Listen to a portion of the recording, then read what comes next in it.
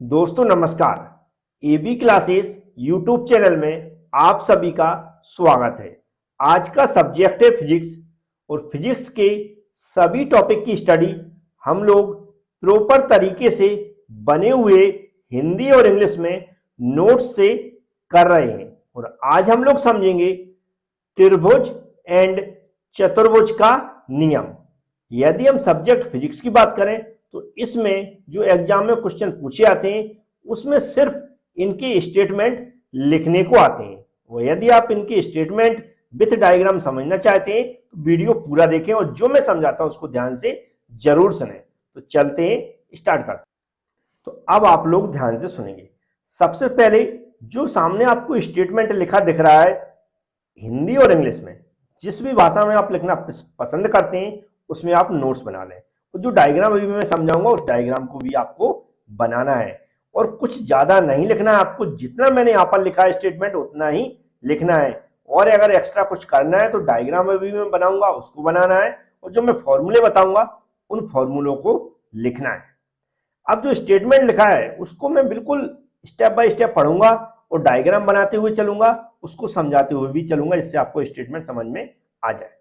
तो यहां पर सबसे पहले क्या लिखा है, यदि किसी बिंदु है ना, जो बिंदु हाईलाइट कर रहा हूं इसको याद रखें, बिंदु पर लगे हुए दो बलों को परिमाण और दिशा में किसी समांतर चतुर्भुज के, क्या समांतर चतुर्भुज, याद रखें ये वर्ड एकदम नोट कर लें। समांतर चतुर्भुज हो गया, ये बिंदु वाला यहां पर नोट्स कर लें।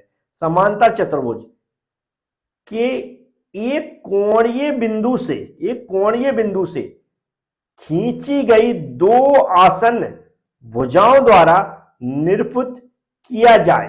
तो इतना निरूपित किया जाए यहां तक हमें पढ़ना है सबसे पहले। और इसमें सबसे पहला वर्ड क्या उठाना, समानांतर चतुर्भुज। समांतर चतुर्भुज उठाना। तो समांतर चतुर्भुज हमें सबसे पहले बना लेना। समांतर चतुर्भुज क्या होती है, जिसके आमने सामने की भुजाएं कैसी हो, पैरेलल हो। कैसी हो, पैरेलल हो और बराबर हो। तो पैरेलल भुजाएं बनाना है लेकिन उनको वर्टिकल नहीं बनाना है। यहां पर क्लियर उसने लिख दिया समांतर चतुर्भुज के कोणीय बिंदु से, मतलब थोड़ी झुकी हुई हो। कोणीय बिंदु का मतलब, मान लिया मैंने एक पॉइंट है, यहां पर हमने ऐसी एक लाइन खींच दी और हमने एक यहां पर खींच दी, मतलब ये हमारा जो हो गया कोई एक एंगल हो गया। हमने मान लिया एंगल, क्या मान लिया, यहां पर अल्फा एंगल मान लिया। अब इस समांतर चतुर्भुज को कंप्लीट करना है तो इस लाइन के पैरेलल यहां पर एक लाइन खींचना पड़ेगी। मैं ऐसा खींच देता हूं, आप चाहे तो डॉट डॉट भी खींच सकते, नहीं तो आप सीधा भी खींच सकते, जैसा आप चाहें। इसको भी आप सीधा खींच दें या डॉट डॉट खींच दें, जैसा भी आपको लगे। तो ये क्या बन गई, समांतर चतुर्भुज बन गई, क्योंकि ये जो भुजाएं दिख रही है इसके पैरेलल है और इसके ये पैरेलल है। समांतर चतुर्भुज बन गई। और दो क्या हो गई, यहां पर ये दिख रहा है ये पॉइंट है, इसी पॉइंट से जो दोनों लाइनें गुजर रही हैं इनको हम आसन्न भुजाएं बोलते हैं। क्या बोलते हैं, आसन्न भुजाएं बोलते हैं। और दोनों क्या बोला उसने, एक कोणीय बिंदु से खींची गई। किसे, कोणीय बिंदु से खींची गई, मतलब दोनों भुजाएं एक एंगल पर खींची गई है, जिसे हमने क्या अल्फा दे दिया है। और क्या कह रहा है, इन्हीं आसन्न भुजाओं पर, क्या कह रहा है, बिंदु पर, एक बिंदु, ये बिंदु हो गया, इसी बिंदु पर लगे हुए दो बलों को परिमाण और दिशा में, लगे हुए बलों मतलब हमने दो बल लगा दिए, एक बल ए लगा दिया, एक बल ए लगा दिया। इस बल को हमने एफ मान लिया, इसका क्या हो गया, हमारा मैग्नीट्यूड हो गया F1 और इसका क्या हो गया, F2 मैग्नीट्यूड हो गया। और क्या कह रहा है, ये जो लगे हुए दिशा, मतलब जो एरो दिखा रहा है ये दिशा, मतलब बाहर की ओर लगे हुए हैं, तो ये दिशा दिखा दी मैंने। और F1 F2 क्या हो गया, इसका मैग्नीट्यूड हो गया। और ये दो कहां पर लगे हुए, दो ऐसी भुजाओं पर लगे हुए हैं, किसकी भुजाओं पर, समानांतर चतुर्भुज की भुजाओं पर लगे हुए हैं, जो एक ही बिंदु से गुजर रही हैं और दोनों कैसी हैं, जो एक दूसरे पे किसी एंगल पर बनी हुई है। तो ये तो हो गई जो हमने जहां तक यहां पर निशान लगाया था, यहां तक की बात हो गई, जो मैंने क्लियर डायग्राम से समझा दिया। सीधा लिखा हुआ है किसी एक, दो हम फिर से समझा रहे हैं, किसी एक बिंदु पर, मतलब ये हो गया बिंदु, किसी एक बिंदु पर लगे हुए दो बलों को, दो बल मतलब F1 और F2 हो गए। क्या लगा, मैग्नीट्यूड है, मैग्नीट्यूड मतलब F1 कोई वैल्यू होगी, F2 भी कोई वैल्यू हो सकती है, ये हो गया। और दिशा, दिशा मतलब दोनों की, ये एरो दिखा रहा है ऊपर की दिशा हो गई, इसकी भी बाहर की ओर दिशा हो गई, इसकी भी बाहर की ओर दिशा हो गई, ये दिशा की बात हो गई। अब आगे क्या हो रहा है, किसी समानांतर चतुर्भुज के एक कोणीय बिंदु से और लगे किस पर, ये आगे यहां पर क्या बोल रहा है, कहां पर लगे हुए, किसी समांतर चतुर्भुज के एक कोणीय बिंदु से, समांतर चतुर्भुज ये हो गया, ये हमारा कोणीय बिंदु हो गया, ये बिंदु दिख रहा है, तो ये जो एंगल मैंने बना दिया अल्फा, इसको बोलेंगे कोणीय बिंदु पर खींची गई दो आसन्न भुजाओं द्वारा निरूपित किया जाता, मतलब दो आसन्न भुजाओं द्वारा ये रिप्रेजेंट किए जाते हैं। तो ये जो ये भुजा है और जो ये भुजा है, ये आसन्न भुजाएं बोलेंगे क्योंकि उसी बिंदु से गुजर रही हैं, ये जिस पर फोर्स लग रहे हैं। अब इनका आगे क्या बोल रहा है, तो उनका परिणामी बल परिमाण और दिशा में समांतर चतुर्भुज के उसी कोणीय बिंदु से जाने वाले विकर्ण द्वारा निरूपित होगी। अब ये दोनों जो फोर्स यहां पर लग रहे हैं, इनका जो रिजल्टेंट है, इनका जो परिमाण है, जो मैग्नीट्यूड है, वह हम लोग कैसे निकालेंगे, ये आगे इस लाइन में बोला गया, तो वह कैसे निकालेंगे, इसी बिंदु से गुजरने वाली जो दिख रहा है कि ये समांतर चतुर्भुज का जो विकर्ण होगा, डायगोनल होगा, उसी के द्वारा रिप्रेजेंट होगा। हमने क्या मान लिया यहाँ पर, इसको आर रिजल्टेंट मान लिया। तो इन दोनों जो फोर्स दिख रहा है F1 और F2, इनका जो रिजल्टेंट कैसे निकालेंगे, अगर इसमें बात करें तो इसी बिंदु से, जिस बिंदु पर दोनों लाइनें मिल रही हैं, जो F1 और F2 जिस पर को रिप्रेजेंट कर रही हैं, उन्हीं लाइनों के जिस बिंदु से दोनों लाइनें गुजर रही हैं, वहीं से गुजरने वाले विकर्ण के द्वारा रिप्रेजेंट होता है। जैसे कि ये अगर हम ऐसा विकर्ण, तो ये भी हो सकता है, ऐसा हम डाल दें, लेकिन इसके द्वारा ये रिप्रेजेंट नहीं होगा, इसका रिजल्टेंट किसके द्वारा होगा, इस लाइन के द्वारा होगा, क्योंकि ये जो विकर्ण है, ये इन्हीं दोनों लाइनों की, जिन लाइनों पर फोर्स लग रहे हैं, उन्हीं पॉइंट से, उसी के पॉइंट से ये वाला विकर्ण गुजर रहा है। इसलिए ये वाला जो विकर्ण है, जो मैंने आर लगा दिया, यहाँ पर एरो लगा दिया, इसी के द्वारा रिप्रेजेंट होगा, इसके द्वारा, इस लाइन के द्वारा रिप्रेजेंट नहीं होगा, क्योंकि ये जो लाइन, ये वाला विकर्ण है, ये इससे नहीं गुजर रहा है। तो ये क्या होगा, रिजल्टेंट। अब ये जो रिजल्टेंट हम लोग निकालते हैं, ग्राफिकल मेथड कह सकते हैं हम इसको, इसके द्वारा किसी भी बिंदु पर जो फोर्स लग रहे हैं इस कंडीशन में, तो उसका रिजल्टेंट ऐसे निकाल सकते हैं। लेकिन अगर हम एनालिटिकल मेथड देखें तो उसमें रिजल्टेंट इसका क्या होगा, तो उसका जो फॉर्मूला बनता है, इस फॉर्मूले को भी आप एग्जाम में लिख सकते हैं कि जो फोर्स लग रहा है F1 लग रहा है तो उसका स्क्वायर हो गया, फिर दूसरा फोर्स लग रहा होगा तो उसका स्क्वायर हो गया। खासकर दो फोर्स की बात हो रही है जो किसी एक पॉइंट पे लग रहे हैं, उसके लिए +2 लगाना मुझे, फिर F1 और F2 लिखना है, और फिर क्या लिखना, cos अल्फा, मतलब जो पूरा बड़ा वाला एंगल है उसके लिए हम क्या लिख देंगे, अल्फा लिख देंगे।